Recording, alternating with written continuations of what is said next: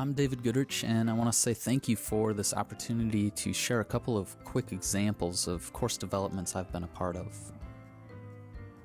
I'll give you a brief glimpse into the collaborative instructional design process I use to design engaging learning environments. And then I'll show you a couple of examples of course developments I've been involved in for online and hybrid models. In my role as an instructional designer, I've been daily working with instructors and subject matter experts to develop new courses, redesign existing courses, and consult on e-learning projects for fully online, web-enhanced, professional development and training sessions, blended learning, and a couple of MOOCs.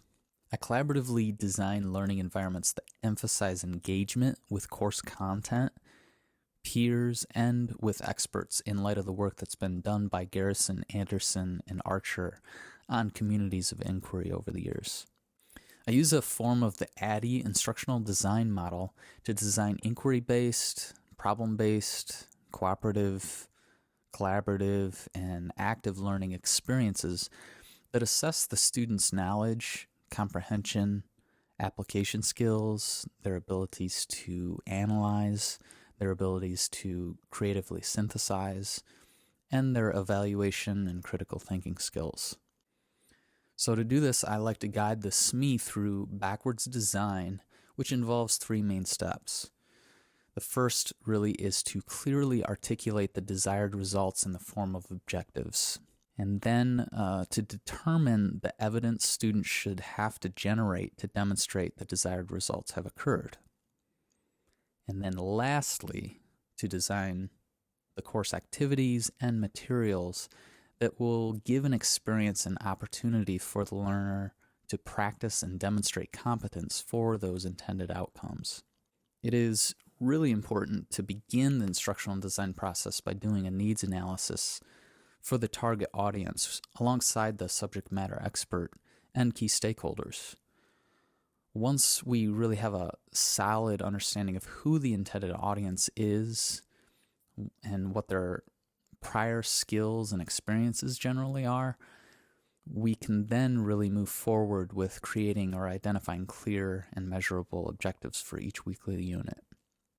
To help navigate this design process, I like to provide instructors I'm working with a course outline template, something like this, which is outside of the learning management system, where objectives can be identified here and categorized into appropriate units of study. In fact, a lot of the planning for the course design and structure begins to take form here for the weekly unit introductions, outcomes, readings, course materials, the assignments, assessments, and even the well thought out discussion prompts with guidance. For instance, in this outline, you can begin to see a course module taking shape in a Google document before anything was ever built in a learning management system or learning object. On this document, I was working with an instructor named Kyung-Yi Lee, helping her to develop her course content for a blended learning environment where students are getting a lot of the background material outside of the classroom and then have opportunities for formative practice within the face-to-face sessions. Although the objectives have rightly stayed the same in comparison to her face-to-face counterpart, many of the assessment strategies and discussions have gone through some major modifications in light of the online component of the course. Once we do begin developing the content in the LMS, it has the same consistent framework as the outline, except that it is now in the native format. We built videos where demonstration was needed, and then we built audio components if tone and inflection were important. And then we built formative assessment into each week of study to emphasize and reinforce key concepts that would be practiced in class with feedback from the instructor. The background knowledge that we got from the needs analysis at the front end, evaluating the target audience, really guided our design decisions to include learning modules such as simulations, drill and practice, problem-based challenges, interviews, mini lecture videos, and games designed for learning reinforcement. I've designed and taught my own fully online courses geared to orient, engage, and support students who are really brand new to the online learning environment, which has helped with retention and success rates for programs.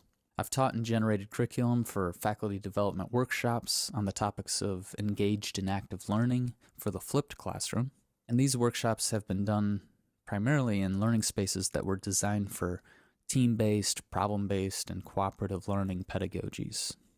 As an example of my work with the blended approach, I've helped teach a 9-credit hybrid seminar for the Masters of Arts in Educational Technology program at Michigan State University on technology, leadership, and research.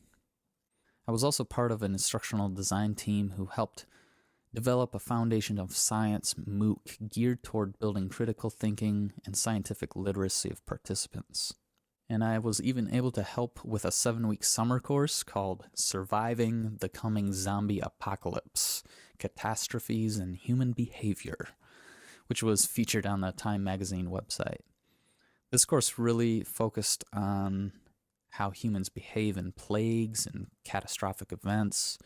It covered events like the Great Plague and disastrous earthquakes, and then it really moved on to a theoretical zombie invasion. And it went on to win the best online course for the AT&T Award at Michigan State in 2012. So these are just a few samples of some of the course designs I've been a part of. Thanks again for this opportunity to share with you this work that I deeply enjoy.